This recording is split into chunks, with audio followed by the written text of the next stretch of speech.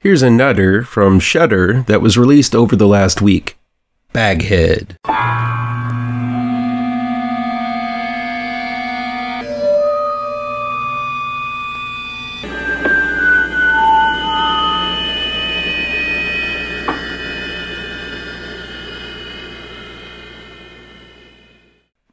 BAGHEAD is new, streaming this week on Shudder from StudioCanal. It's directed by Alberto Corredor and written by Christina Pamies, Bryce McGuire, and Lorcan Reilly. Don't you hate it when you get evicted from your apartment, only to find out that your estranged father has left you a building haunted with a witch in the basement? That's what happens to Iris, played by Freya Allen, when her father Owen, played by Peter Mullen, unsuccessfully kills the witch locked in his basement, and the property carries over to her.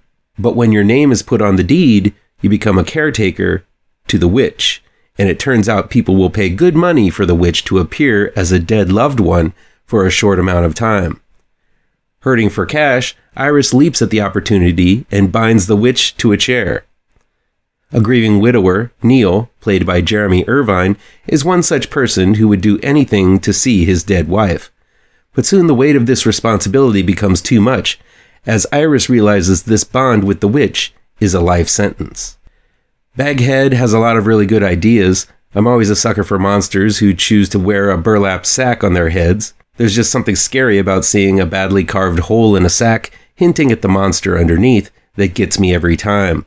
The image of the witch is quite terrifying, with or without the sack, creeping around the basement or bound to a chair. There's a sequence where the maskless witch crawls like an insect across the ceiling that is extremely effective, and one of the best scenes in the movie. I wish there were more of those sequences though, as BAGHEAD gets rather repetitive after a short while. Apparently this was a short film, and I understand why it would have been cool enough to attempt a feature-lengther from it. The concept of the witch bringing back a loved one to talk with a grieving person is a compelling one, ripe with drama. But after the third or fourth time the witch is bound to the chair, it kind of loses its punch. It would have been a bit more interesting if there was a line around the block, or some kind of plague going on where many people had lost their loved ones, and there was more of a demand for the witch and her powers.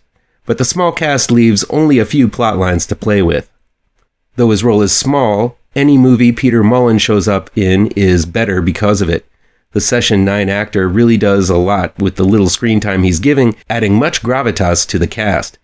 Saffron Burrows is also here as one of the dead brought back to life by the witch, but the role is somewhat underplayed, and I didn't recognize her until I saw her name in the credits.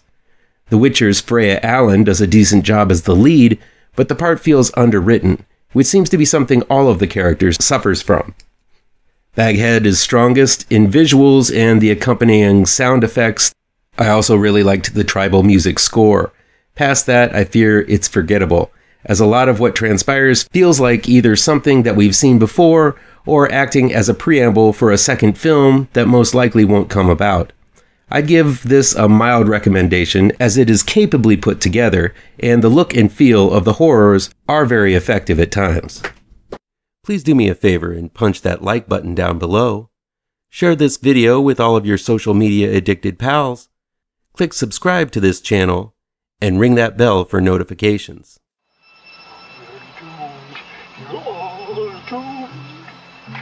You're doomed to live the life you're meant to be, stuck inside your reality. You're doomed. Oh, you're doomed. You're doomed. You're doomed. Live the life that you are meant to be. To live inside that reality.